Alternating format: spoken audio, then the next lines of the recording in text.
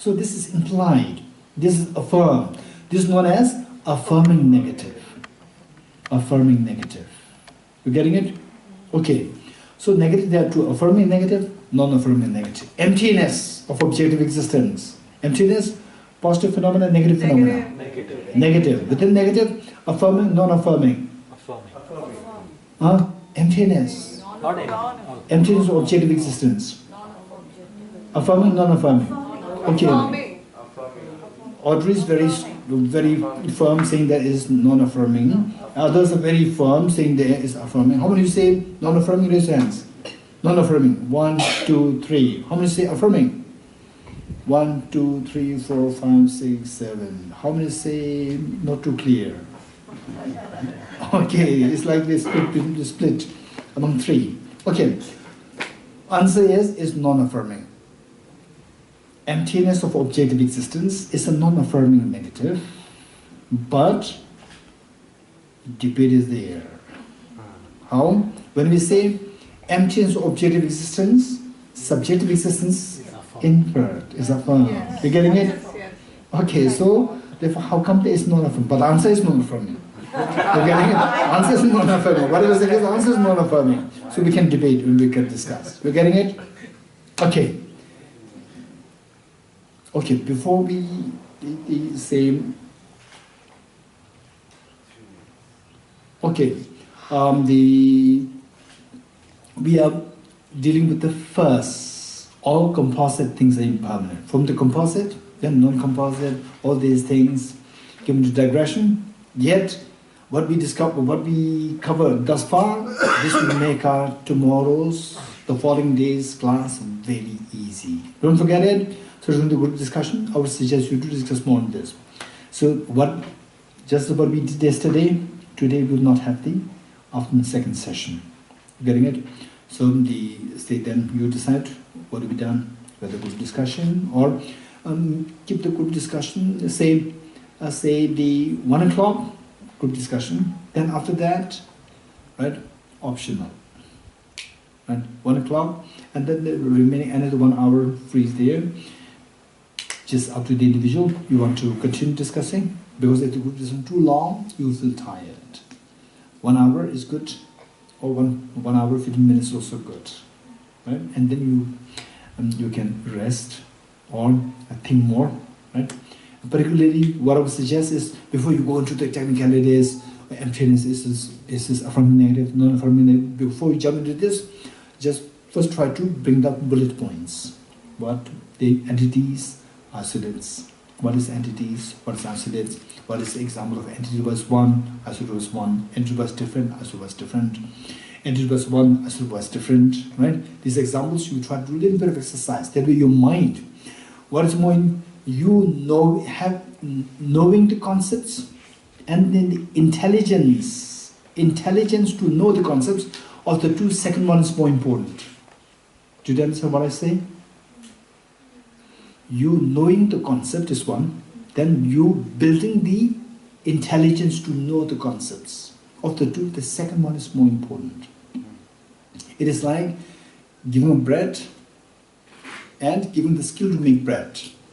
Which is more important? Skill to make the bread. This is more important. Because with the skill to make the bread, you can make thousands of bread. Just one bread is one bread finish. Likewise, knowledge and the intelligence to acquire the knowledge. So in the process of discussing, you are not settling on the knowledge. You are building the intelligence to know the knowledge. You're getting, that is so precious, that is so precious. So doing as much exercise, this is something which will help us to grow the intelligence. Only with the growth of intelligence, then when we go into the emptiness, you'll be fascinated to see that very subtle, the domain of the realities. You getting it? Okay. Okay, we have 1 minute more. Any questions? Yes. What is the meaning of the 4 seals of Buddha? Oh, very good. The 4 seals. Seals. If a house is sealed by government, what is the meaning of that? What do you mean by, oh, this house is sealed by the government? You are not supposed to touch this house, right? You'll be in trouble. The moment you touch this house, you're in trouble. It's sealed. Likewise, the Buddha, it is like the metaphor. Anybody who aspires to become enlightened, right? The Buddha sealed that these are the 4 teachings that you have to practice. If you don't practice these 4 seals, right? Whether you're Buddhist, whether you're not Buddhist, sorry, you cannot become enlightened.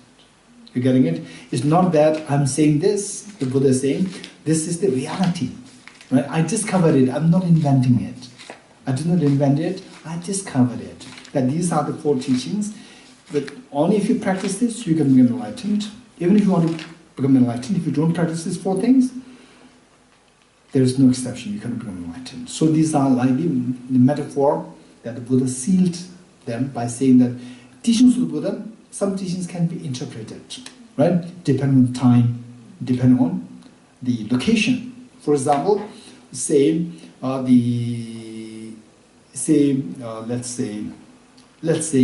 the monks are forbidden from using the sandal which makes loud noise, talk like this. So that is forbidden. And whereas in some other situations, Buddha said that this is exception, right? So all teachings are not rigid, right? Depending on the situation. Depending on the situation. Where, for example, say some clothes, some materials may be very expensive in one place, and then Buddha may have said that, okay, this is very expensive material in this place, so you should lead a very moderate life. Don't use this. Whereas another place, this material is very cheap, right? Then Buddha says you can use it. So with change in place, teachings of the Buddhas can also be adaptable. But these 4 teachings, wherever you are in space, wherever you are in time, you have to realize all composite things is impermanent. This will never change. All contaminated things are suffering nature. This will never change. Contaminated meaning contamination, mental contaminations, self-grasping ignorance, self-centered attitude. As long as these 2 are there, only suffering will arise. Then everything is the nature of empty selflessness. There's nothing which is object real. Everything is like a dream. This is also a fact. Wherever you are in space and time, this is a fact. So with this realization, then you will have the transcendence of sorrow, which is absolute peace. So this is a metaphor. Metaphorically, it is sealed by the Buddha to say that any person who aspires to become enlightened must practice this 4. Right? Very good question. In short, it cannot be altered or edited or... Cannot be altered, right? Cannot be altered. So, exactly. In the first, at the time of first turning of freedom. Say it again. Did Buddha give these 4 seals? Yes. Yes. Yes. So, Geshe, this retreat we have, the name is Bodhichitta Retreat. So, could you please tell the exact definition of Bodhichitta? Okay. So, don't worry too much. So, this we have to say tomorrow afternoon, second session, we have to begin with the Bodhichitta. There are 2, ultimate Bodhichitta and conventional Bodhichitta. Ultimate Bodhichitta, you will come to realize it means the wisdom of emptiness.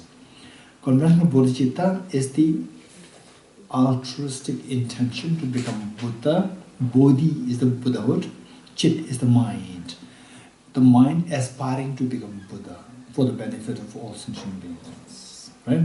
So this is what we're going to learn. Don't worry. This is what we're going to tomorrow, most likelihood tomorrow afternoon, we will begin with the conventional Bodhichitta. And then most likelihood tomorrow morning, second session, we'll begin with the emptiness part. So this is what we are doing now is a very firm ground laid for the study of the emptiness. Right? Okay, so yes. How think that these 4 seals Buddha must have delivered in the second turning of the wheel, rather than the first turning of the wheel, because talking about the concept of emptiness, which was not a point of discussion during the first turning of the wheel. Wow. Okay. What should I do now? It's break time, right? Shyam, how did it come to your mind? It's a very good question. Okay, the four seals, how is it that it is taught in the first turning? It should be the second turning, because in the four seals they are teaching on the emptiness. And this comes in the second turning, right? Okay, this is a good question. Okay, emptiness, there are 5 levels. Emptiness, there are 5 levels. Emptiness that we're talking about in the second turning, that's the 5th level. What we're talking now is the 3rd level. Right? In the first turning of the Buddha, the teachings of the wheel of Dharma, that the Buddha taught the 1st, 2nd, 3rd level. The Buddha taught with the emphasis on the second emptiness. Okay, you write the 5 levels of emptiness. 5 levels of emptiness, right? Okay, 5 levels of emptiness. Okay. It's become like a crash course, right? Okay, 5 levels of emptiness. First one, emptiness of permanent, unitary, independent reality. Permanent, emptiness of permanent, unitary, independent reality. Emptiness of permanent, unitary, independent reality. Emptiness of permanent, unitary, independent reality. Number 2, emptiness of autonomous, substantial reality. Number 2, emptiness of autonomous, substantial reality. Number 3, emptiness of external reality. Emptiness of external reality. Number 3, emptiness of external reality. Number 4, emptiness of true existence. Emptiness of true existence while not rejecting objective existence. Okay, emptiness of true existence while not rejecting objective existence. While not rejecting objective existence. Emptiness of true existence while not rejecting objective existence. And then finally, emptiness of objective / inherent / intrinsic / okay, let me say this again, the 5th one, emptiness of objective / I'm given the synonyms. There are many synonyms. Emptiness of objective / inherent / intrinsic / then ultimate / absolute existence. Okay, the 5th one, emptiness of objective / inherent / intrinsic / ultimate / absolute existence. Okay, these 5 levels. Now the Buddha taught, in the first turning of Dharma, Buddha taught the 1st and 2nd. Right? And the emptiness that we are talking about as a part of the 2nd wheel of Dharma, second wheel of the Dharma, that is the turning of the wheel of Dharma, that is the 5th level, emptiness of objective existence.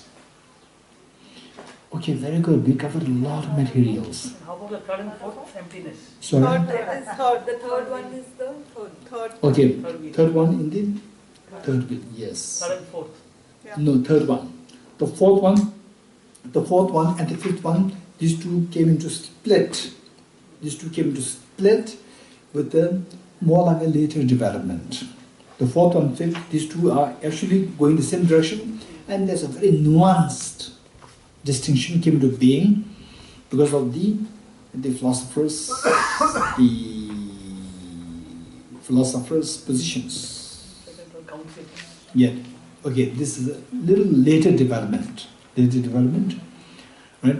First, the 1st and 2nd was taught in the 1st wheel, then the 3rd was taught in the 3rd wheel, and the 4th and 5th taught in the 2nd wheel.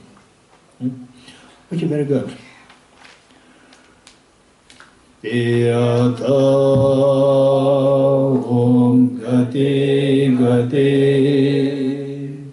Paragati Parasamgati Bodhiswatyata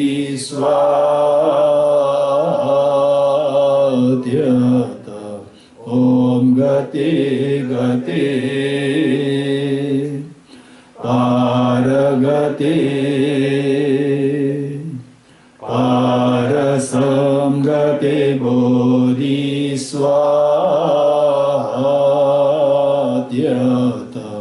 Om Gati Gati Paragati Parasamgati Bodhiswaha.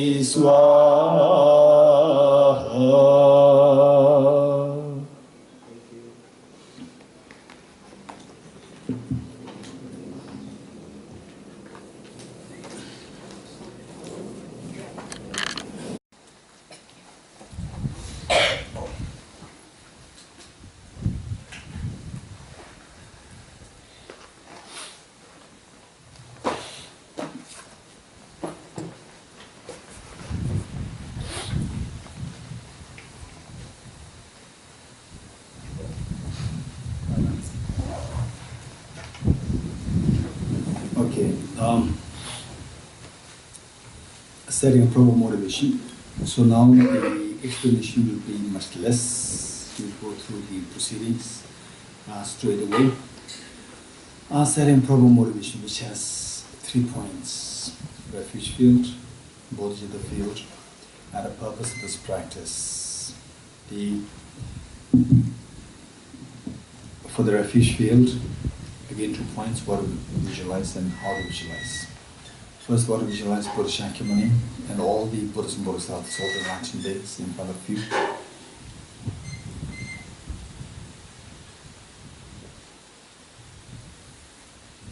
And how you visualize them.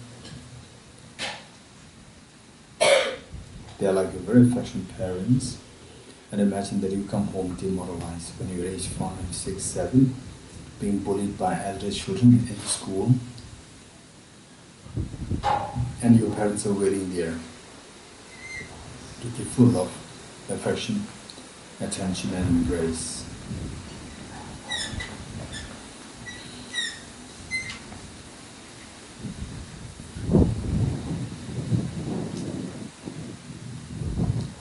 Bodhichitta practice. Again, what to visualize and how to visualize. Visualize your 2 parents on the 2 sides. You might have difficulty with your parents, it doesn't matter. As some of you might have a very good relationship with your parents, that's amazing. In some cases, difficult, it doesn't matter. Just from the retreat, what we will learn as to how we have to transcend the ordinary thinking, the differences that you see from you and your parents when you grow up.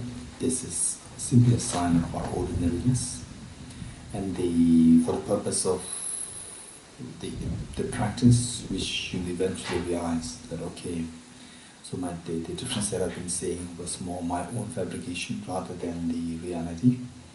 So with that in mind, visualize your 2 parents and all your family members around you, including your children, and all the human sentient beings living outside, the human beings, the animals, the insects, the gods and goddesses, the spirits, Holy Ghost, the hell beings, everyone, whatever religion other people are following, whatever ethnicities, everyone who wish for happiness and who shun miseries. Just visualize everyone and imagine that you are the mother here and all others are like your children, and imagine they come home demoralized and you are there to give full love, affection, attention, embrace, to the extent that each one of them feels themselves as so special in your eyes.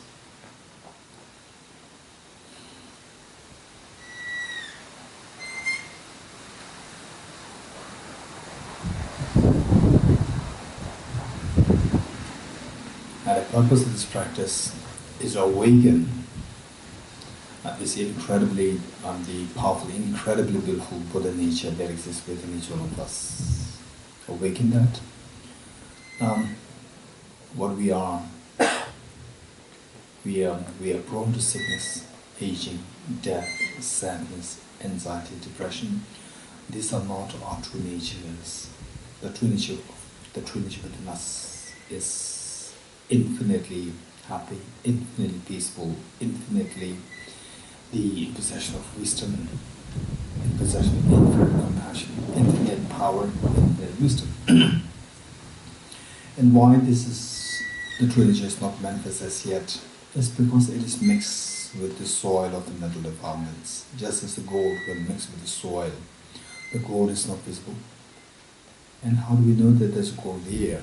The gold experts will remove the soil from the gold, and slowly the gold itself will start to glow. Likewise, as we put effort to get rid of the mental defilements, then the Buddha nature inside, the gold like Buddha nature inside will slowly start to glow. Okay, for that matter, to let this Buddha nature glow, first we need to know what are the mental defilements, and then resort to eradicating these mental defilements. So in terms of what these mental defilements are, it is of two kinds, the gross and the subtle. The gross also referred to as the afflictive obscurations, the presence which stops us from achieving nirvana, and which in turn is of three kinds: contaminated karmas, afflictions, and active seeds of these two. And all these three boil down to the self-grasping ignorance. Self-grasping ignorance is at the base, is at the ground for these three. Unless we get rid of the self-grasping ignorance, there is no total freedom from suffering altogether. And the best way by which to get rid of the self-grasping ignorance is the wisdom of emptiness, driven by the force of renunciation.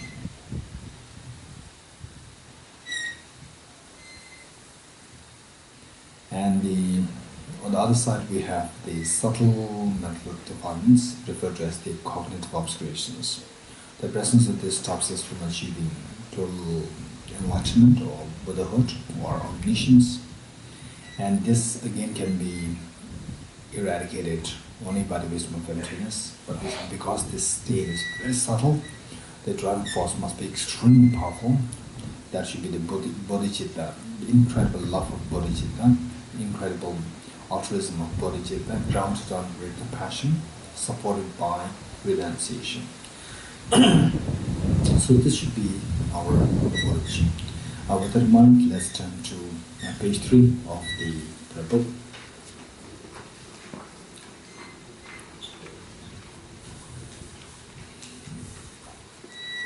And imagine that you are leading this prayer, and all sentient beings there, and all the Buddhas and Bodhisattvas, they are watching us. Page 3. And through by great compassion, you taught the immaculate Dharma to dispel all perverted views. To you, the Buddha Dharma, I pay homage. And through by great compassion, you taught the immaculate Dharma to dispel all perverted views. To you, the Buddha Dharma, I pay homage. And through by great compassion, you taught the immaculate Dharma to dispel all perverted views. To you, the Buddha Dharma, I pay homage.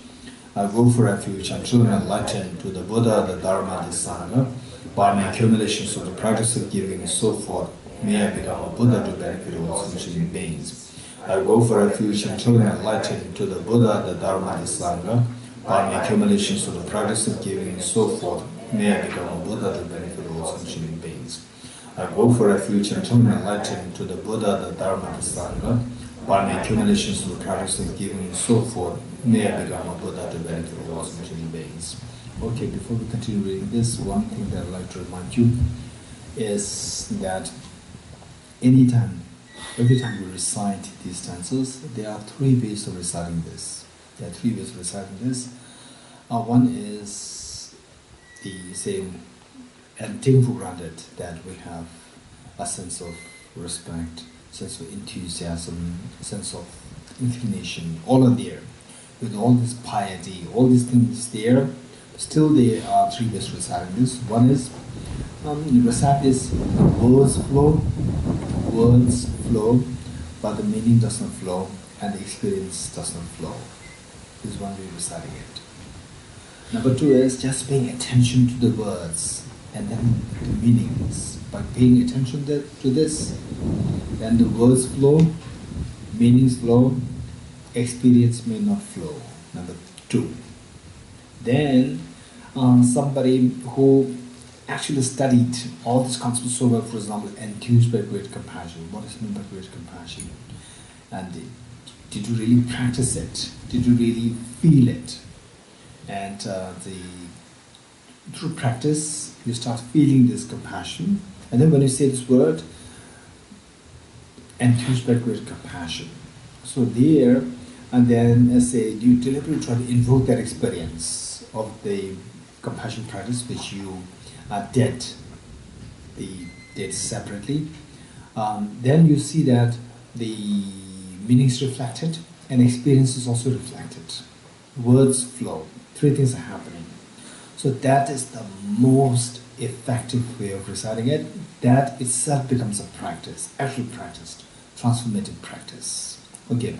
So whereas simply by being there, present there, sitting properly, then reciting the words flow, the meanings and experience may not flow. Even there, the benefit is there, but the benefit is much less as compared to the other two.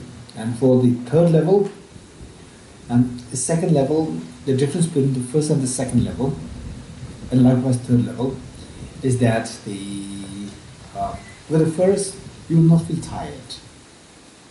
And at one time, you will feel a little bored, but you will not feel tired. But with the second and third, you will be very tired.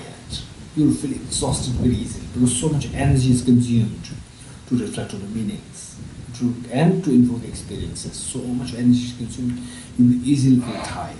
In about like 20 minutes time, you will feel very exhausted. Right? So just continue doing like this, and then it becomes a habit. When it becomes a habit, it's so easy.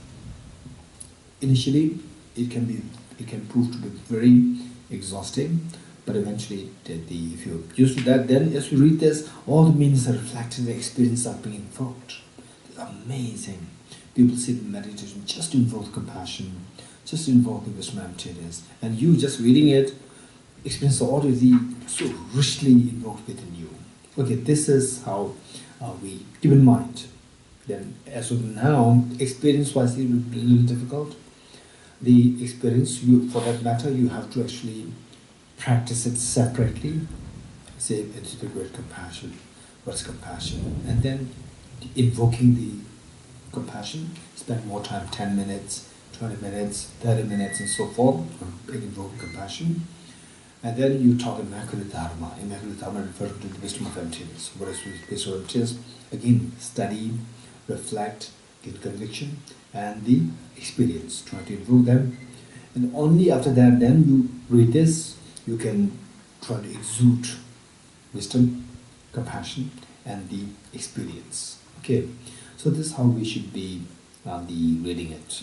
And try our best. Once, because of a habit, we'll go into the wordings, just the words, right? And every time you're mindful, again try to reflect on the meanings.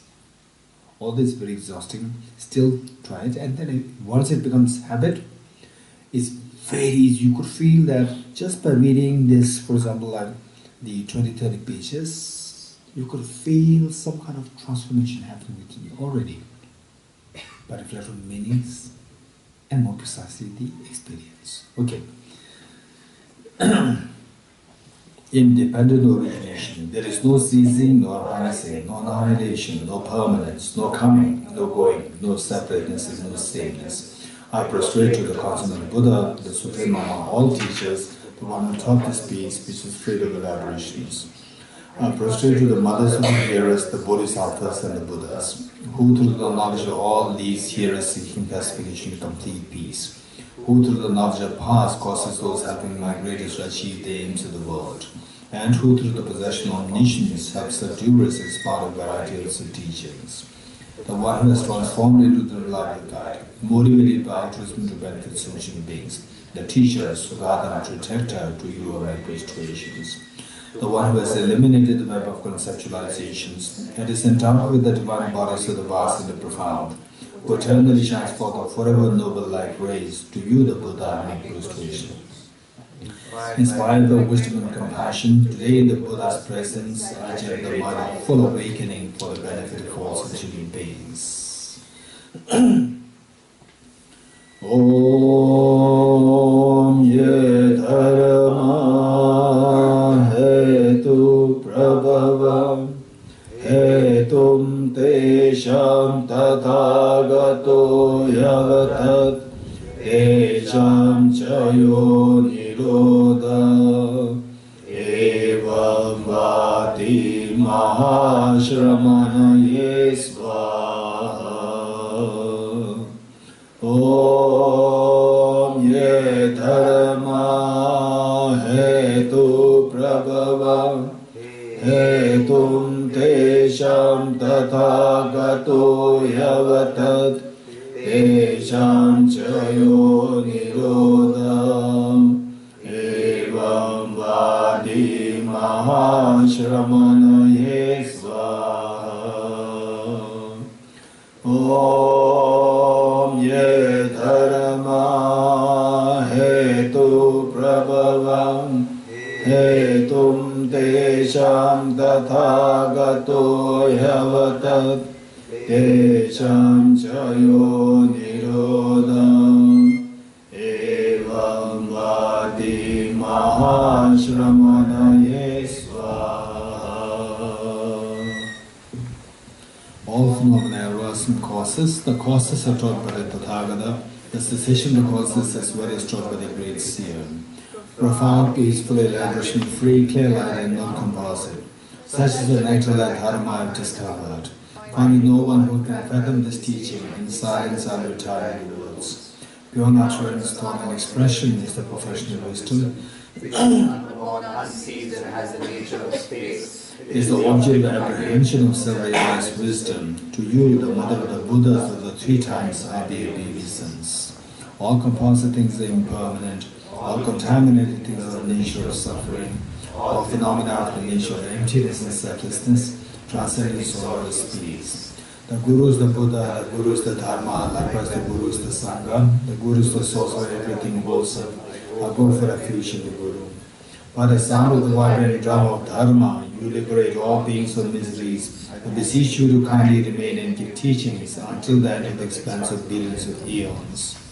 The Buddha does not watch the negativities of the beings, nor does he remove the miseries by his hands. His spiritual realizations are not transferred to them. It is by teaching the truth of the sashes that the beings are liberated.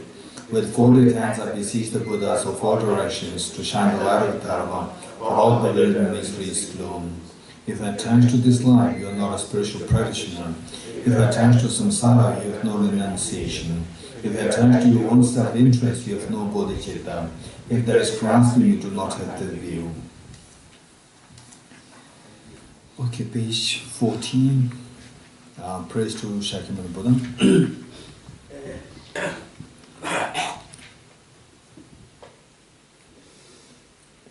To the founder, the endowed transcendent destroyer, the one born beyond, the full destroyer, completely perfected, full awakened being, perfect in knowledge and in good conduct, Sugata, Lord of the world, supreme God of human beings to be tamed, teacher of gods and human beings, to you the completely and fully awakened one, the endowed transcendent destroyer, the glorious conqueror, the subduer from the Shakya clan, and to prostrate, make offerings, make of refuge.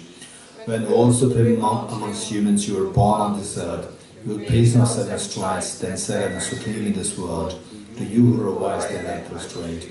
With pure bodies, formed supremely pure, wisdom ocean like a golden mountain, fame that blazes in the 3 worlds, the will of the best Lord to you prostrate. With a supreme science face like a spotless moon, color like gold to you prostrate. Just be like you, the 3 worlds are not, incomparable wise one, to you I prostrate.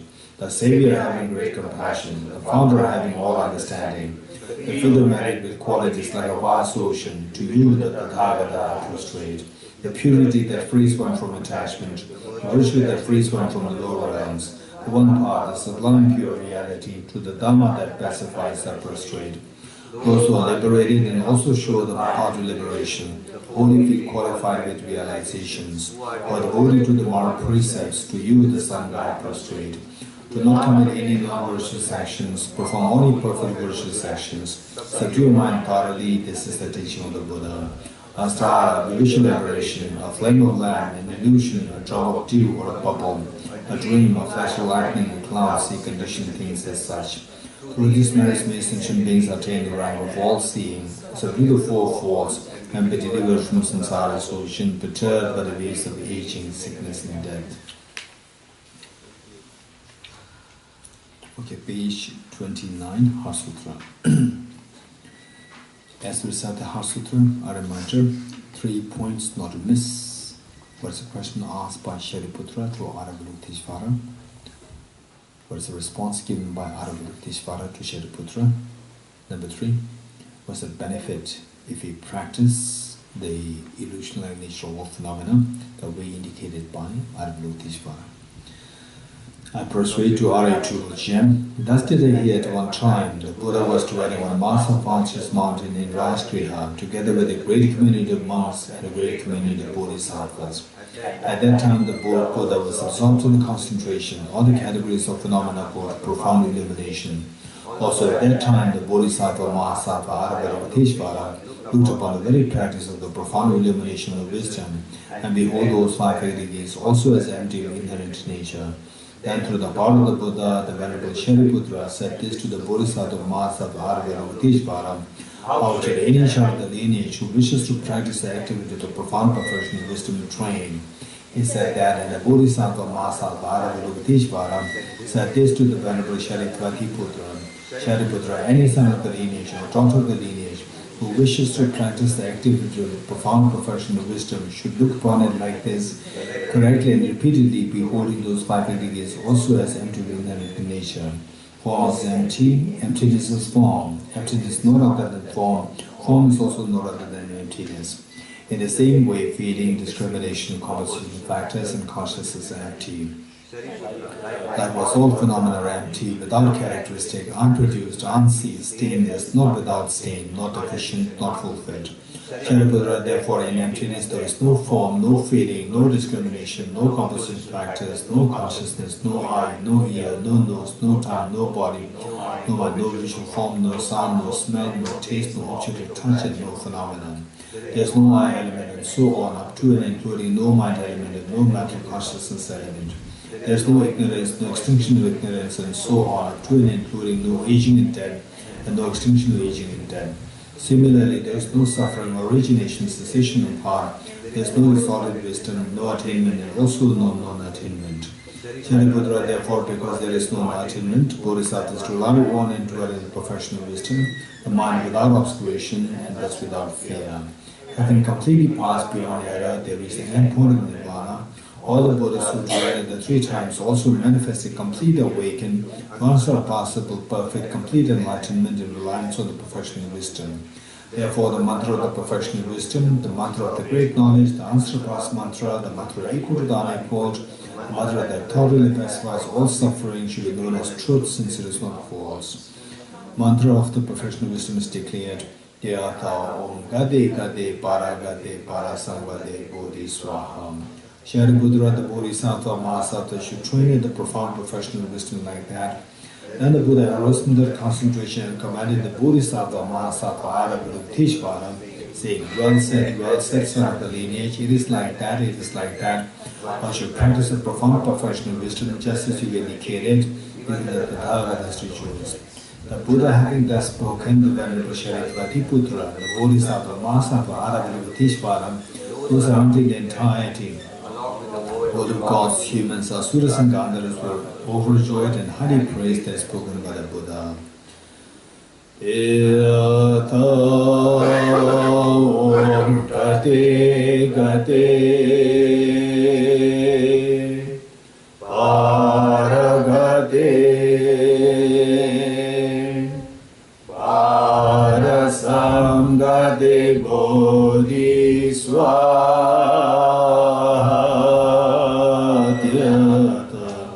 Om Gate Gate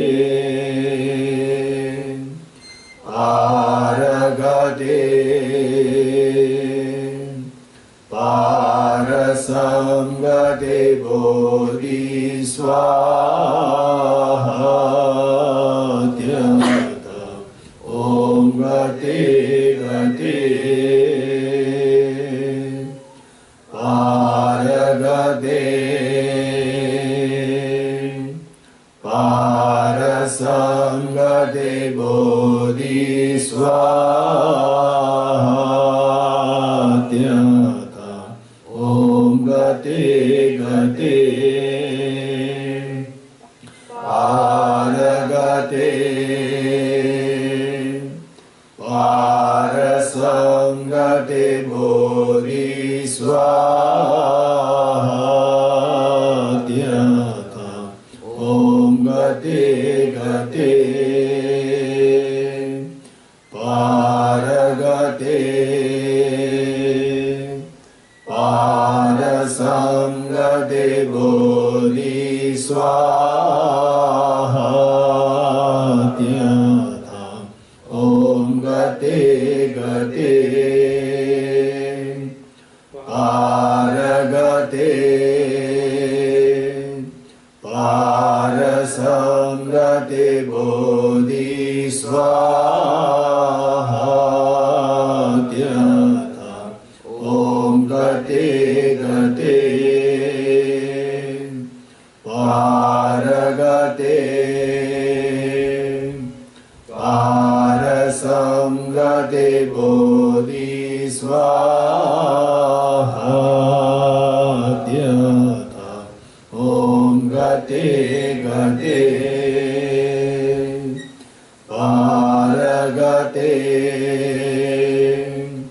Parasamgate Bodhi Swaha.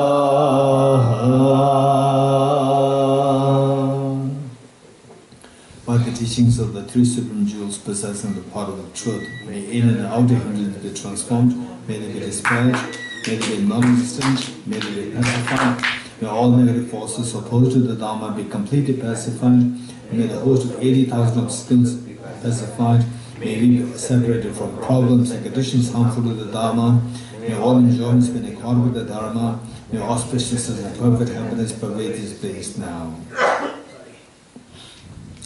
Okay, page 35, 8 verses mind training.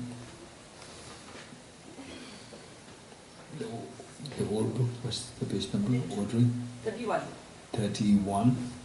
32 actually. Okay, 32. And the new one, 35. So here again, the purpose is to separate the self-referential ego and the self-confidence, and to boost the self-confidence and to subdue our self-referential ego. This is the purpose, with the determination to achieve the highest aim for the benefit of all sentient beings. We surpass even the wish-fulfilling gem, may I hold them dear at all times. Whenever I interact with someone, may I view myself as the lowest amongst all, and from the very depths of my heart respectfully hold others as superior. In all my deeds, may I probe in my mind, and as soon as mental and emotional afflictions arise, as they endanger myself and others, may I strongly confront them and avert them. When I see beings of unpleasant character and those oppressed by strong negativity and suffering, may I hold them dear, for they are rare to find, as if I have discovered a jewel treasure. When others out of jealousy treat me wrong with abuse, slander and scorn, may I take upon myself the defeat and offer to others the victory. When someone whom I have helped or in whom I have placed great hopes mistreats me in extreme hurtful ways, may I regard them still as my precious teacher. In brief, may I offer benefit and joy to all others, both directly and indirectly, may I quietly take upon myself all hurts and pains among others. May always remain undefiled by the stains of eight mundane concerns, and may I recognize in all things as illusions, devoid of clinging, be released from bondage. From my true collections, vast space that I have amassed, from working with effort at this practice for a great length of time, may I become the chief leading Buddha for all those whose minds victimized, blinded by ignorance. Okay, the next page 37, the very next page, 7 in puja. So this is that's why we didn't do it. Why this is very important to do is that this journey, gade gade para singale bodhi swam. So, for example, say for Indrajit and Rahul, for them to start the center, I say to start the center is all like it's very simple. Actually, when I actually start this, there are so many things required, so many, all these small details. Without doing those details or missing those details, nothing really happens. So therefore, to make this happen, there are so many things to be done. So all these fine details. So two of them have the first-hand experience. So likewise, the gade, the building the whole center of the Buddhahood. This is extremely complicated. That requires tremendous details, and the human labor, the energy, enthusiasm, and all the facets of mind should be actively working towards enlightenment. So, Seven Puja, this is what will give us the energy, what will give us all the prepare our mind to go through this journey. So, primarily what is required is that it's a journey. A journey requires two things. A journey requires two things. The road must be clear. If the road is not clear, if the road is blocked by borders, trees and so forth, you cannot make a journey. So the road must be clear, and the road is none other than your own mind. So this mind is clear of the mental defilements, negativities, negative karmas and so forth. We have to clear them. Once the road is clear, and then if the car does not have fuel, again we cannot move. So the car should have enough fuel. So that again the car is none other than our own mind. So this mind should have enough merit as a fuel to travel towards Buddhahood. So with these two things intact, then what are you going to do? That I should have a proper direction where I'm going. I should know that. So that is given by the wisdom to know where you're going. So 7 puja, for example, the first one is prostration. Prostration, prepare ourselves. With the egoistic prostration, the opposite of prostration is to say that I really appreciate what you're doing, so good, what you've done, Bodhisattvas, what you've done, so good. This is appreciation. If you're egoistic, you don't admit. So prostration subdues our ego. So ego is the one which stops you from going. The first one is prostration. Then the next one is making offerings. Make offerings to enrich your own mind by making offerings to Bodhisattvas. For example, in mornings, offering the water bowls, the flowers, the incense, the lights, and the fruits and so forth. So make any kind of offering. For example, let's say the food during the meals, you make the offerings, and then anything that you get new, for example, you go to a shop, then you buy some clothes, whatever. The first thing that keep in mind, and that we should keep in mind that okay, I'll offer this to all Bodhisattvas. And say you get a candy, you want to eat a candy. Even that, mentally you offer it to Bodhisattvas. You're getting it. All these are the ways and means by which to energize, to accumulate merit. Right? Okay. So that is the number 2 is make offerings. Then number 3 is confessing the negativities. That is to cleanse the mind of the mental, the blockage. Then next one is rejoicing in the virtues of all the beings. So it says that the merit accumulation, one way which is so effective with the least effort, and yet you can do so much accumulation merit, is through rejoicing in the virtues of others, rather than having jealousy. Jealousy destroys virtues, and the rejoice in others' virtues, that simply proliferates, multiplies your virtues. So it is said that, say for example, there's somebody like, for example, Indrajit and Rahul, two of them build the center, and then you wholeheartedly rejoice, amazing, two of them put them so much effort in this, and then now so many people, they got the opportunity to grow spiritually because of the center. You wholeheartedly rejoice. So it says that if you wholeheartedly rejoice in the efforts, if you may not be able to build such a center. One is very complicated because of the local people, then you don't get the labor, and then the listening to the amount of hardship that they went through. It's really, to some sense like heartbreaking, how much hardship that they went through. And so the amount of the enthusiasm is not just the money, enthusiasm, the courage, and then sometimes we just feel lost, so where are we going, and so forth. So there, with all these things, if you wholeheartedly rejoice in the efforts, so it says that although you are not able to do that yourself, but your spiritual realization, if your spiritual realization is same as, the two of them, then if you wholeheartedly rejoice, you accumulate the same amount of merit as two of them. Then, if your spiritual realization is less, you get at least half. And if your spiritual realization is greater, then you get the double. Right? Okay, this is yet you rejoice, you can sit and rejoice, but to actually do it is not easy. Right? To actually do it is not easy. For that matter, we really need to work out to see how this can happen. Finally, the answer lies in when do you actually rejoice. Say, when the child succeeds, mother of the child, generally speaking, mother of the child, when the child is very successful, becoming very popular in the school, the mother will feel so proud and the mother will feel so happy. Whereas, neighbor's child, your child is doing so bad and neighbor's child has become so popular, the mother may not be too happy. You getting it? So why? The mother feels so happy, does not feel jealous of one's own child becoming successful, popular.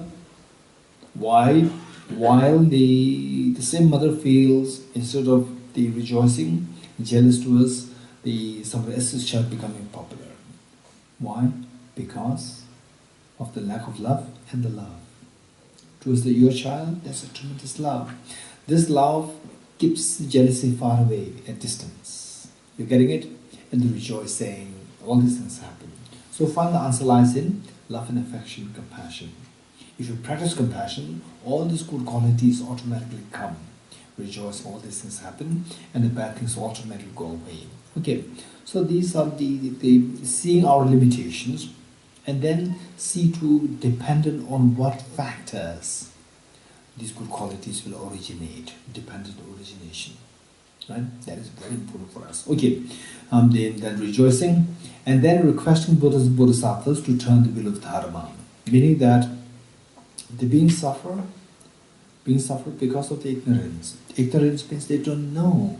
Because they don't know, we have to, they need to be taught.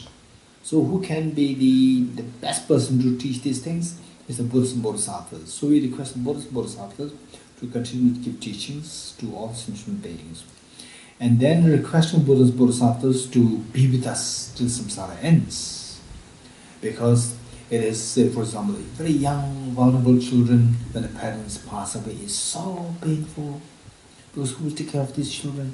Right? Sometimes it's very painful to hear stories about the young children. Very young children, tender age 5, 6, both parents are gone. Right? It's so painful to see this. Now these children, generally speaking, 90%, say even if somebody takes care of them, but the love that they get from the mother and parent, the father, is something unparalleled. This is what they are devoid of. Okay, and then finally, dedicating virtues properly. Dedicating virtues properly. Okay, so these are the certain points that we need to do, particularly say when we engage in some retreats, your personal retreats. So this is more like study retreat. What we do is more study retreat, personal retreat, where actually you practice bodhicitta, actually practice wisdom emptiness, actually practice the 4 seals, actually practice shamatha. So there, the 7 puja must go as a prerequisite to prepare us. Because oftentimes, what we are doing is something very serious matter, And when the ground is not there, when the support is not there, support of this, the merit accumulation and the purification is not there, then our mind can go haywire, right? Our mind can go haywire. So therefore, this puja is like the ground, laying ground for us to give the energy and support. Okay, let's see this together. And the meanings are pretty easy. The meanings are pretty self-explanatory. Just read this very slowly and reflect on meanings, they'll come to you. Okay. I bow down to the youthful light of Manjushri. You, the Buddhas, the lions amongst humans, gone to freedom in the present, past, and future, in the worlds of 10 directions. To all his patience, sincere mind, I bow down. Without energy or aspiration for the Bodhisattva way, with a sense of deep respect, and with as many bodies as atoms of the world, to all you Buddhas visualize as real, I bow down. On every particle are Buddhas numberless as atoms. Each atom is a host of Bodhisattvas, and I am confident the sphere of all phenomena is entirely filled with the Buddhas in this way. With infinite oceans of praise for you, and oceans of sound from the aspects of my voice, I sing the breathtaking excellence of Buddhas and celebrate all of you Sugandhas. Beautiful flowers and regal gardens, sweet music scented to walls and pedestals, sparkling lights and sublime incense, offer to you victorious ones the Buddhas. Fine dress and fragrant perfumes, scented with powder heaped high as Mount Meru, all wondrous offerings in spectacular array, offer to you victorious ones. With transcending offerings, peerless and vast, with profound admiration for all the Buddhas, with strength and conviction in the Bodhisattva way, offer now victorious ones. Every harmful action I've done with my body, speech, and mind, overwhelmed by attachment, anger, and confusion, all these are openly laid bare before you. I lift my heart and rejoice in all the merit of the Buddhas and the Bodhisattvas in 10 directions, of solitary realizers who are still training, and those beyond, and of all ordinary beings. You who are the bright lights of worlds in 10 directions, Buddha's omniscience through the stages of awakening. All you who are my guides, please turn the supreme will of Dharma. With palms together, I earnestly request you who may actualize Parinirvana. Please stay with us for aeons numberless as atoms of the world, for this happiness and well-being of all wanderers in samsara. Whatever slight merit I may have accumulated by making prostrations, offering and confessing, rejoicing and requesting that the Buddha stay and teach, I now dedicate all this for the full awakening of beings. Okay, mantle offering. Mantle offering, this is again the accumulation merit, primarily for the sake of accumulation merit.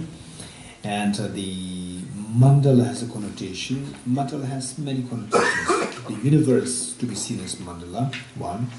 And the mandala in the form of the Buddha's pure lands.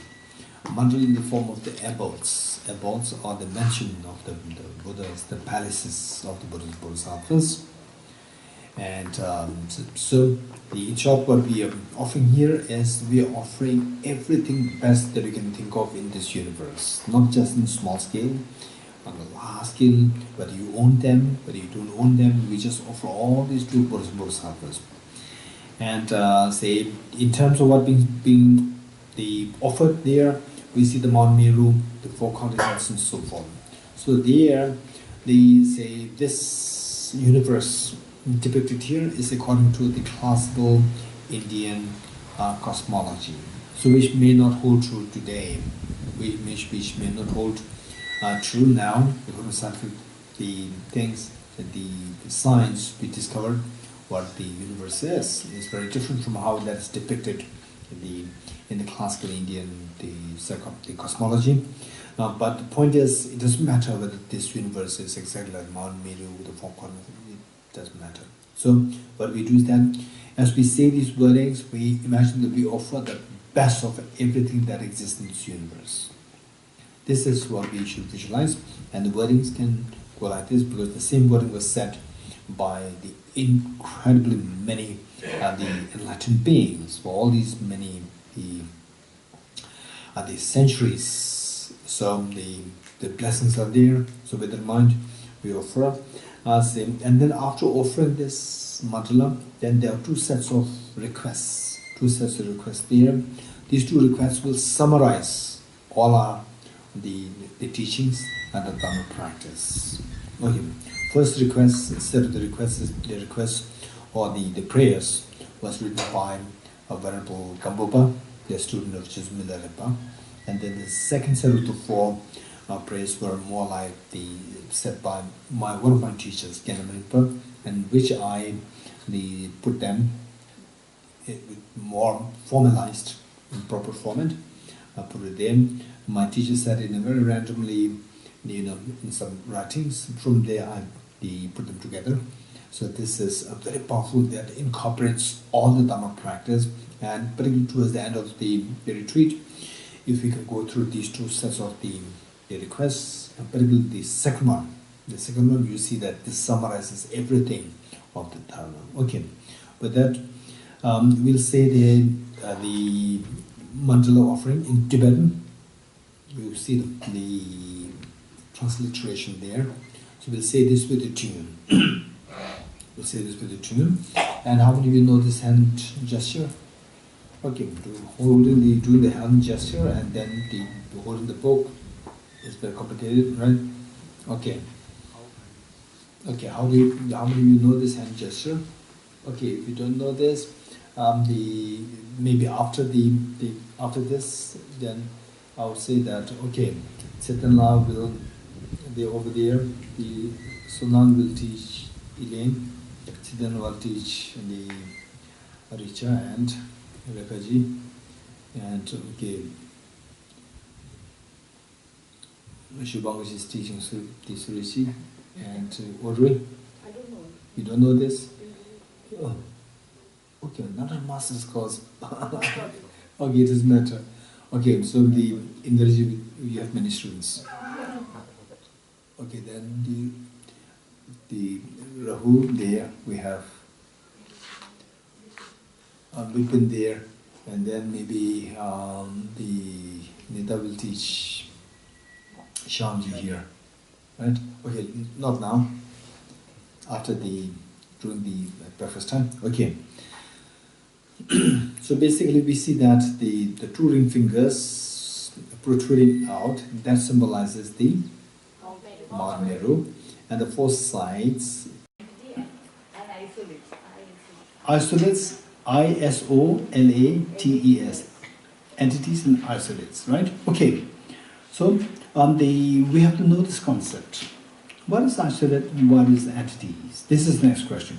Okay, for this, first I will explain this and pay attention to this. Say,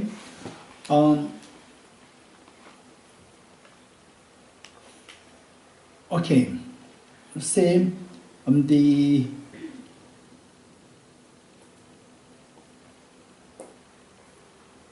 okay, say from distance. Let's say from distance. You see that I'm in water. From 1 kilometer away, you see that I'm in water. You're just wondering whether it's really water or it can be mirage. So how would you verify that? Go where? Go closer to me. Coming closer to me, and you see that it's so dry, nothing's really there, right? Then you conclude the earlier perception of the water was mirage. You getting it? So you evaluate that by coming towards the object. Coming towards the object, you realize that, oh, it's not from the object, it's all coming from my subject, from my mind. So, object and subject. Now, entities and isolates. When you go to evaluate the object, by going towards the object, to evaluate the object, you go towards the object, you're looking for the entities. You go towards the subject, you're looking for the isolates. Right? Still, it's not clear drawn, but I'll explain this further. And the first step that we have to know is that when you go towards the object to look for what the object is, we're looking for the entities. When you go towards the subject, your mind. When you go to the subject, towards your mind, you're looking for the isolates. Okay, this much, if you understand, is fine. Now the question is, how can I go object? How can I go towards the object to look for the entities? How can I go towards the subject to look for the isolates? This is the next question, right? Okay, let's say, okay, now I'm going towards the object. First, let me go towards the object. You ask me, where's the flower? I say, it's here. Correct, not correct? Correct. My question. You ask me the question. Where's the flower? Then I go towards the object. It's here. Correct, not correct? Correct. Then you ask me, where is the color of the flower? I say, it's here. Correct, not correct? Correct. Okay. When I go towards the object, I point to the same object for the two reference of the two labels, the flower and the color of the flower. I point to the same object. So which means I was looking for the entity, and entity-wise, the color and the color of the color, these two are same. When I go towards the object, I'm looking for entity or isolate? I'm looking for the entities. So when I go towards the object, I point to the flower, I point to the color of the flower, to the same object, and I get two things. Where's the flower? Is here. Where's the color of flower? Is here. I point to the same object, and that I point to the same object for the reference of the two labels, flower and the color of the flower. So these two become entity-wise one or same. Entity-wise one, entity-wise same. You're getting it? So color, flower and the color of the flower. If somebody asks you these two are one or different, you say these two are entity-wise one. Okay. Now isolate. Isolate, what should we do? Should we go to the object or should we go to the subject? You have to go to the subject. How can you go to the subject? This is the next question. You're getting it? Okay. Easiest way is, say, the table. Table. Easiest way is the table. So this table, let's say the top plank of the table and the table. Table and the top plank of the table. Let's say if you ask me where's the table, I say this is the table. Correct, not correct? Correct.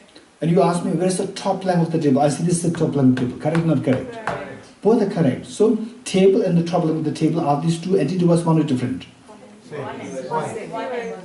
Entity was one, entity was same. Very good. Okay, now you go to the subject. You don't go to the object to look for the isolates. To look for the isolates, don't go to the object, go to the subject. How to go to the subject? Okay, what you do is, we have to meditate. Okay, say that properly.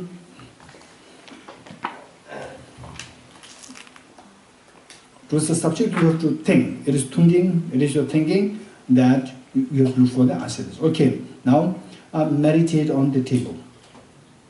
Meditate on the table.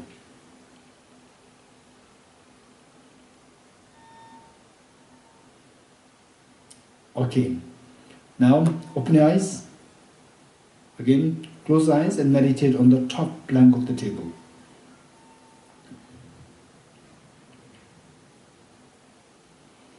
Okay, now open your eyes. Okay, in your mind, isolate, meaning in your mind.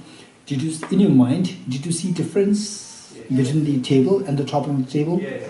Okay, just raise your hand.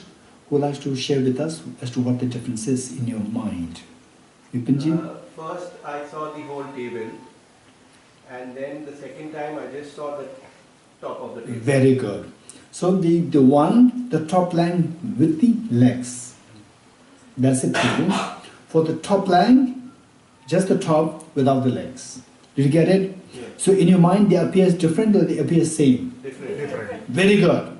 So the table and top plank of the table, these two are isolated wise? Different. In your mind, these two appear as different. You're getting it? So, now, flower and the color of the flower. Right? Entity wise, one or different? Same. Entity wise, one. Isolated wise? Different. Very good. So, flower you see as the characterized. And the color of the flower as characteristic of the flower. Characteristic, one is characteristic, one is characterized. In your mind, these two are seen as different. One is characteristic, one is the characterized. You're getting it in your mind. These two are seen as different, but when the object, where's the flower? There. Where's the object? The color of the flower is there. I point to the same object. So flower and the color of the flower, these two are entity was one, isolated wise? Different. Very good. Okay, good. Now, in just 2 days, you're covering a lot of information. Very important concepts. Okay, now we have to, after knowing this, to make sure that you It is like, say sometimes the buildings, they come up so fast. When they come up so fast, danger of falling. Collapsing can happen if it comes so fast because it's not properly set. So to make it properly set, you have to do a little bit of exercise. Okay, right? Okay, give me an example of what is entity-wise different and absolute-wise different. Everything. The flower and the color of the flower, these two entity-wise different, absolute-wise different. Entity-wise, why? My question is, listen to the point. Okay, this morning what we learned is that we have to listen to the other person so well. Right? You did not listen to me. My question and answer is very different. And I asked you, where are you going? You said, I'm eating food. Right? I simply asked you, where are you going? Right? I didn't ask whether you're eating or not. Right? Okay, so my question to you is, give me an example of what is entity-wise different as well as absolute-wise different. Table and the flower. Table and the flower. These two are entity-wise different? Yes. Are you sure? Yes. Okay, be confident. Yes, answer is yes. So how the table and the table and the flower, these two entities wise different? Because we have to point to two different objects. Okay, table and the flower, flower, these two are isolated wise different? How? Because in your mind, you see these two are two different things. Very good. Okay.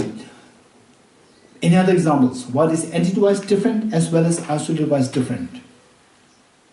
The fan and the camera. Very good. The fan and the camera. Very good. Any more examples? You and me. Very good. Hey. Any other examples? Camera and the cushion. No, camera already said it. Horse and the carriage. Horse and the carriage. Horse and the carriage. Very good. Horse and the carriage. There are many flowers in the Okay, the two flowers. The flower in the right hand and flower in the left hand. These two are different. Very good. Okay. Now give me an example of what is entity-wise one, absolute-wise different. One example that we have is the table and the top line of the table. Another example that we had is the flower and the color of the flower. What other examples do you have? Chocolate and its smell. Chocolate and the smell of the chocolate. Very good. These two are, say, characteristics and the characterize. Anything which is characteristic and characterized, these two are always entity-wise one, absolute-wise different. Any other examples? Microphone and the cable. The fan and the blade of the fan. Very good. Microphone and the cable. Microphone and the cable is cable. Is this a part of microphone? No. Then these two are entity-wise different. This is the top one is microphone. The cable is down there. These two are entity-wise different. Entity-wise one, absolute-wise different. Can you give me other examples? Me and my hand. Okay, very good. Me and my hand. My hand is characteristic and I am the categorized. Very good. Okay. Now give me an example of entity-wise one, absolute-wise one. White color. You get me just anything which is the say one thing. Give me an example. Some examples. Hand. Hand. Very good. Hand is also entity-wise one, absolute-wise one. Okay. Now we'll do say the we will do another meditation. Sit upright.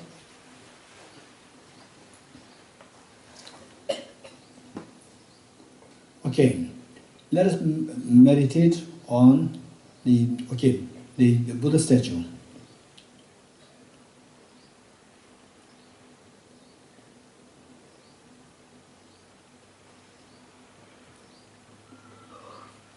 Okay, done. Open the eyes. Okay, now don't close your eyes, otherwise we may start dozing off. Right? Okay, with open eyes, you meditate on the Buddha image. Okay, now you meditate on the Sangyeku. No, meditate. Meditate Sangyeku.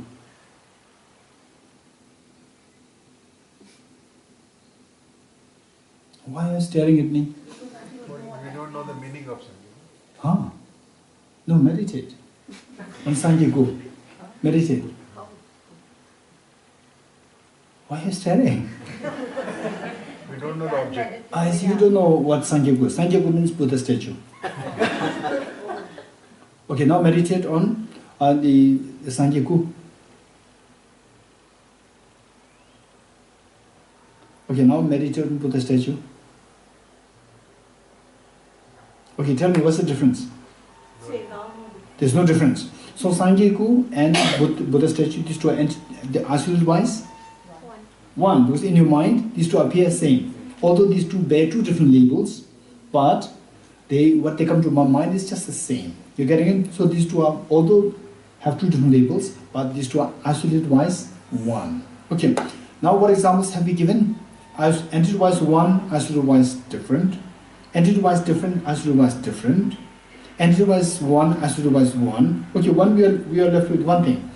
Entity wise different, absolute wise one. Okay, some examples, one or two examples, then we are finished with this. Entity wise different, absolute wise one. Give me 2 or 3 examples. Richa's mother. Sorry? Richa's mother and me. Okay, me, Rekhaji and Richa's mother. These two are entity wise different and absolute wise one. Any more examples? When you say human being and there are 2 people. Okay, human beings and 2 people. Yeah. Entity wise different, absolute wise one.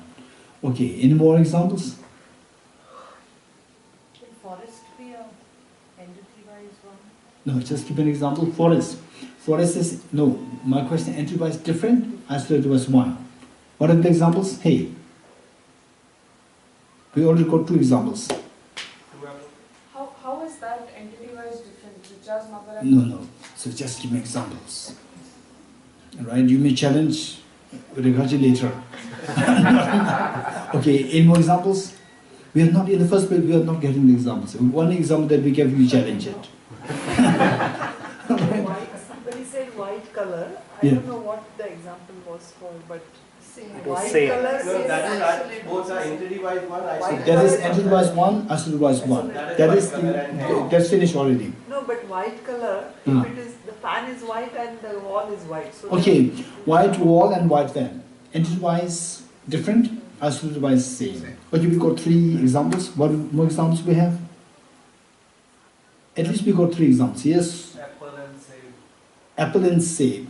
Apple and save is absolute wise one or different? Oh, there's absolute wise one, entity wise? One. Entity wise one, hey, apple and save. It's like Buddha and At the apple and save, what is the entity wise one or different? Entity wise one, right? We need entity wise different, absolute wise one. That's why we are successful in getting two examples. Flower and imaginary flower. Okay, flower and imaginary flower. These two are entity wise different, absolute wise one. Okay, that's interesting. Okay. isolate means a level or a part? Isolate means what comes to your mind. Isolate is what comes to our mind. It can be a label, it can be characteristic. Fine, whatever. Okay, we got 3 examples. Okay, lucky. Lake and a river. Lake and a river, now 4 examples. We are so lucky because even the Buddha did not find such examples. We found 4 examples in Vajradhati Center. Right? So, this is non-existent. You're getting it? It doesn't exist at all. So, what is entity-wise different must be absolute-wise different. You're getting it? What is entity-wise different must be absolute-wise different. You're getting it? We cannot have entity-wise different absolute one. Never. Right? So, say human beings, say the boys and human beings. We can have human being which is not a boy, but we cannot have a boy which is not a human being. You're getting it? Likewise, what is entity-wise different must be absolute-wise different. You're getting it? Don't forget it. Right? So, fortunately, in Vajradhatu we found 4 examples. Right? Although the Buddha did not find it. Okay, so with this, right? Okay, with this, what is important is now. What is important is, okay, the flower. Okay, now we are done with this. Entities, astras. Okay, if somebody asks you, how many things are there in my right hand? One. What is that? Flower. Flower. And the color of the flower is there in my hand? Yes. How many things are in my hand? One. What are they? Flower. So the color of the flower is also there? Color of the flower, these two things? Entity wise one. You're getting it now, you got the answer, right? So these two are two, but there's only one thing. Because when we say entity, how many things are there? We are looking for the entities. So entities, there's only one thing. You're getting it? You got the answer. Now there's another extremely important concept that I need to introduce here, right? So this will make our tomorrow class very easy. What is known as positive phenomena and negative phenomena. Positive phenomena and negative phenomena. We were doing this with composite space. And Yes. First let me finish with this, and then we'll come to this composite, non-composite, and they'll become very easy. You're getting it? Positive phenomena and negative phenomena. Okay, let me finish with this. Okay. So today we, but this afternoon, we introduced two extremely important concepts. One is Concept of entities and isolates. positive, the entities and isolates, concept of entities and isolate, and then number two is positive and negative phenomena. Okay, positive and negative phenomena. Say the, okay, what is my right hand? Watch. How do you know that there's a watch in my hand? I can see it. You getting it? I can see it. Okay, what is my left hand? Nothing is there. Absence of the watch is there.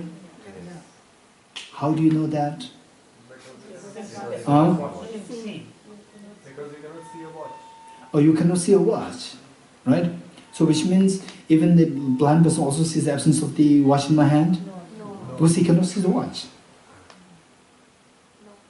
I can see that there's no watch there. Okay, I can see that there's no watch there. You getting it? Okay, is there object known as no watch? No. But here there's an object, this is a watch. There's a difference. So here, how do you see the absence of the watch? Is by explicitly negating the watch. You're getting it? How do you see the absence of the watch there? Is by explicitly negating the object of negation. Okay, what's negative phenomena? Negative phenomena is a phenomena which a mind cognizes. A negative phenomena, now I'm defining it. Negative phenomena is a phenomena which a mind cognizes through explicitly negating the object of negation. A negative phenomena is a phenomena which a mind cognizes through explicitly negating the object of negation.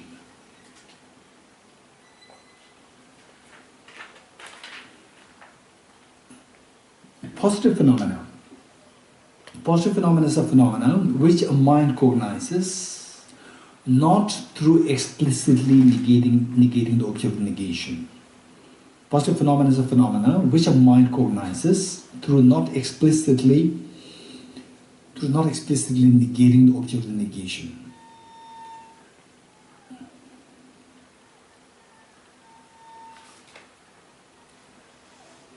Okay, now having done with this, my question, I will give you the examples and then you decide whether it's positive phenomena or negative phenomena. Watch, positive, negative. Positive phenomena. Okay, the impermanence, positive or negative? Negative. Impermanence. Okay, don't you see directly impermanence? Not right You now. are saying impermanence. No. So what is definition? Definition, that is a definition. As a part of the definition, is it that you are saying? Did I qualify that as a part of the definition? I did not. In the definition, what is that? What is negative phenomena? A phenomena which a mind cognizes through explicitly negating. Right? For example, let's say, do you see impermanence? Do you see the impermanence? Yes. Do you see the change? That change, you are directly seeing it or explicitly negating something? Direct. Directly. Directly. That is positive. You're getting it? Okay, I know that Shubhamiji is not too happy. Don't worry. Right? Okay. So this is why deliberately I brought something complicated. Right? So because this is a debate. Some scholars say that this is impermanent phenomena, is a negative phenomena. Others say this is positive phenomena. So Shubhamiji, don't worry. Okay. So now you give me some examples. Examples of positive phenomena. Very quick. Pen. Rose. Death. Huh? Death. Okay, very complicated. Death. What is the death?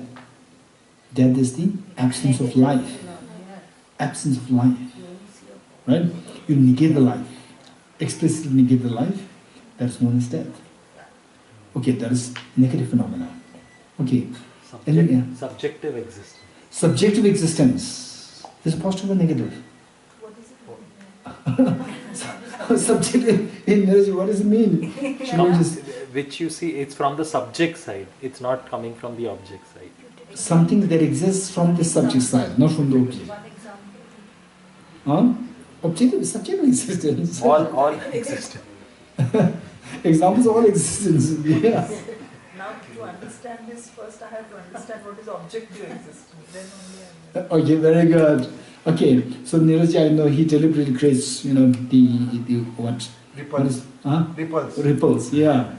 This. Okay, let us not forget this. And then the Shubhamiji pointed a very important point. To know subjective existence, what subjective existence, you have to know what objective existence is. To know what objective existence, you have to know what subjective is. So there's no way by which you can understand subjective existence. Because this is what is called as tautology. Right? Okay, to know what is flower, you have to know what is absence of flower. Right? According to Shubhamji's logic. To know what is absence of flower, you have to know what flower is. You will never know a flower. How many of you know flower now? How many of you know flower? How many of you know that you are in Vajradhatu center? To know Vajradhatu center, you have to know what is absence of Vajradhatu center. To know absence of Vajradhatu center, you have to know Vajradhatu center. So you... has said that. So first you have to know Indrajit. To know Indrajit, you have to know the absence of Indrajit. So subjective phenomena is negative. It's a positive phenomenon. It's a positive phenomenon. Subject to make it very short. Otherwise, I know that Neeraj is deliberately making more ripples, right? To full stop, it's a positive phenomenon. All phenomena. Not all phenomena. Negative phenomena is a phenomena. Yes.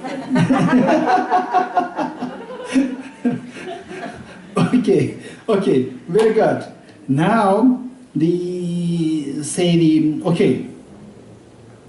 anger in others, it's a subject.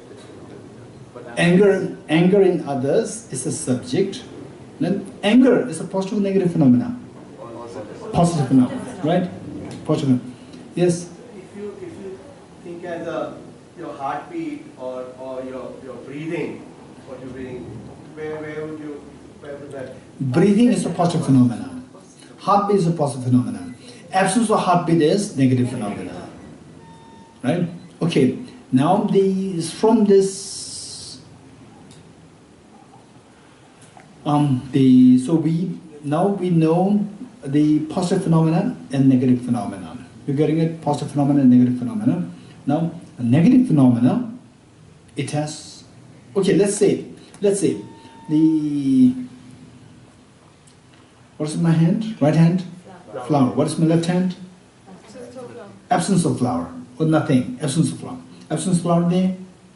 So the flower is positive or negative? Positive. Absence of flower, positive, negative? Negative. So absence of anything is negative. Absence of anything is negative. You getting it? Absence of anything is negative. Absence of anything. Okay, now.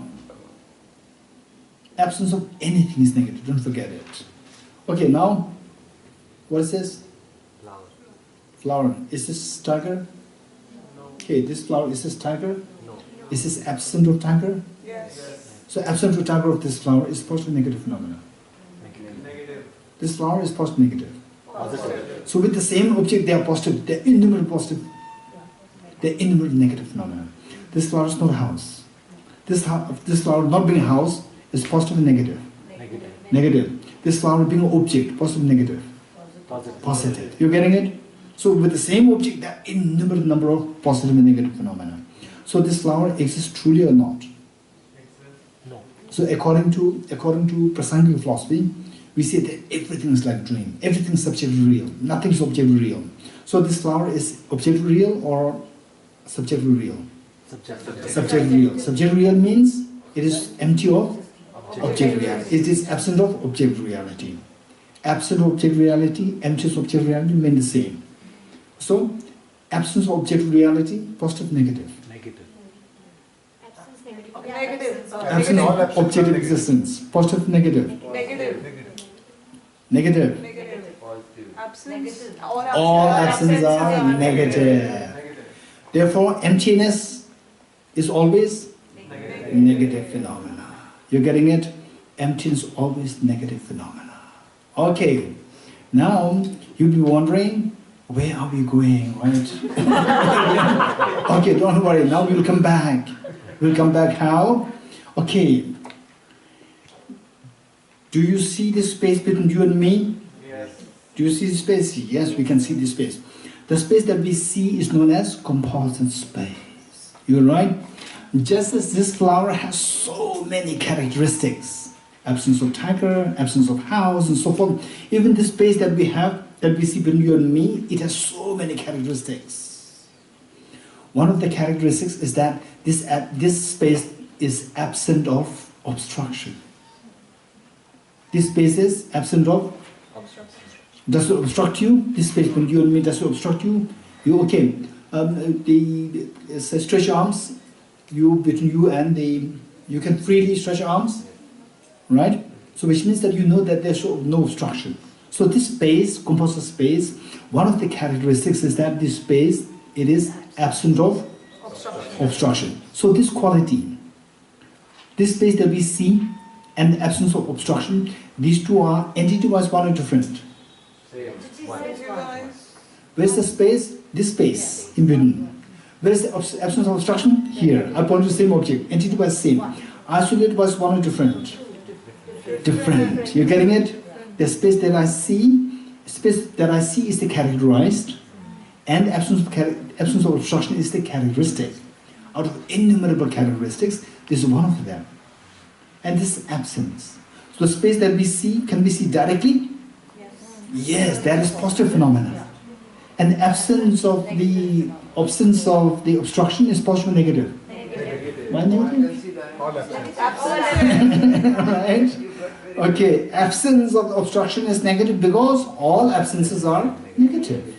So the composite space we see composite space is positive phenomena, and the absence of this space is negative phenomena. You're getting it? Absence of obstruction is negative phenomena. Absence of obstruction is given the label non-composite space. Okay, one thing that you can also learn is that all absences are permanent phenomena. All absences are negative phenomena, plus they are permanent phenomena. All absences. Can you say that again? Huh? Can you say that again? Okay, all absences are negative phenomena as well as permanent phenomena. All absences. Because they don't have substance. They have no substance.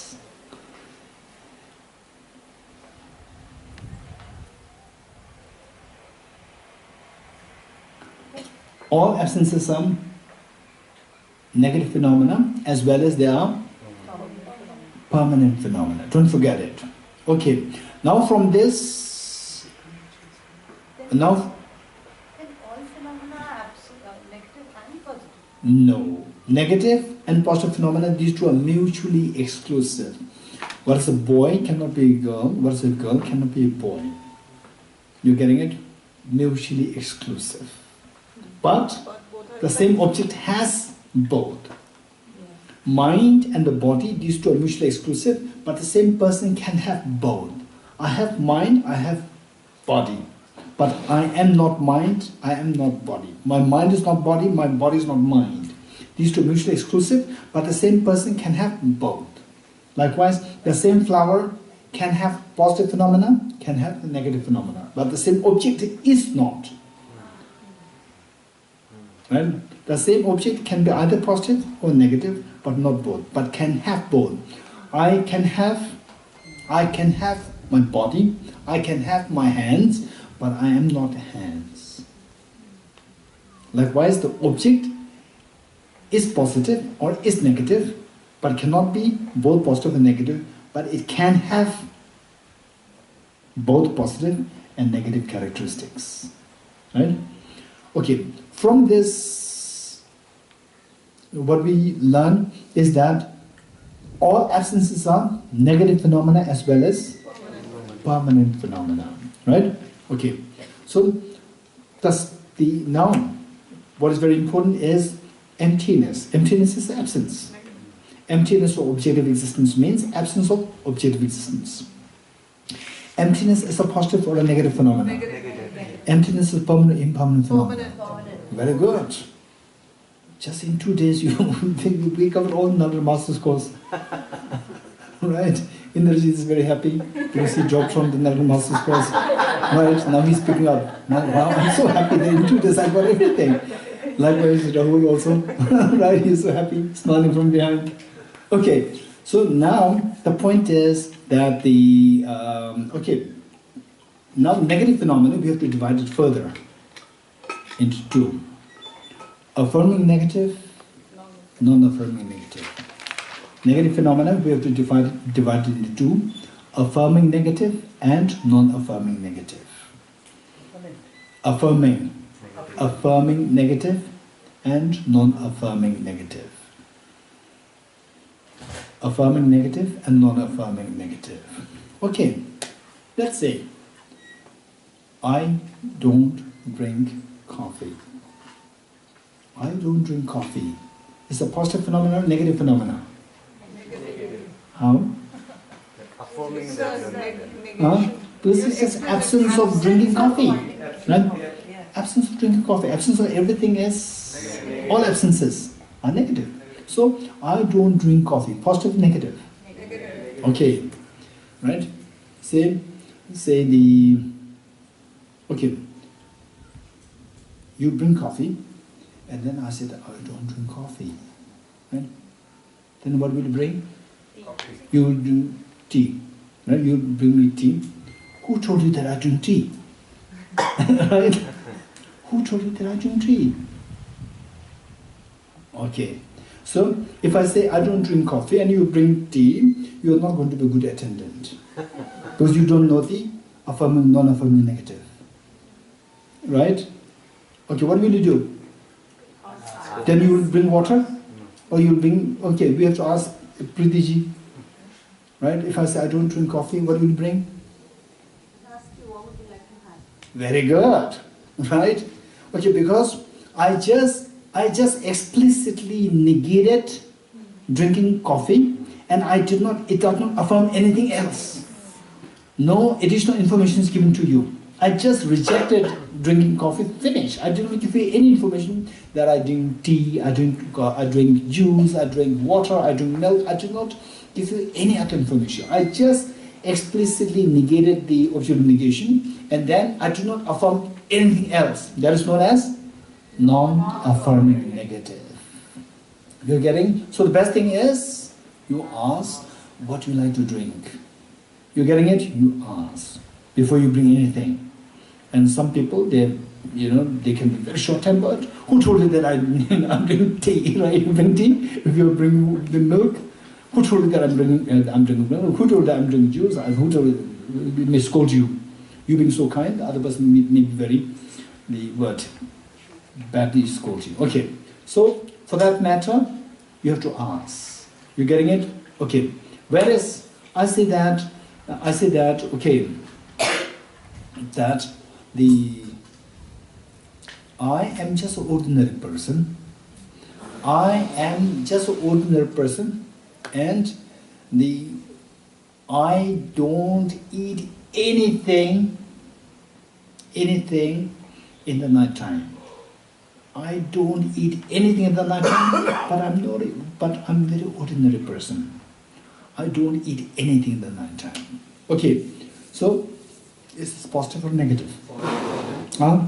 Negative. I'm a very ordinary person, but I don't eat anything in the night time. Positive. Positive. Okay, the first part is positive, right? Second part, okay, let's say that as an ordinary person, somebody ordinary person like Dorji does not eat anything in the night. Positive, negative. Positive. No, I did not say two sentences. Earlier I said two sentences. I'm an ordinary person. This is positive. Now I said that ordinary person like Dorji does not eat anything in the night time. It's one sentence. Negative, positive. Negative. It's a negative. Okay. Then will you give him food or not? Because I don't eat anything in the night time. Will you give him food or not?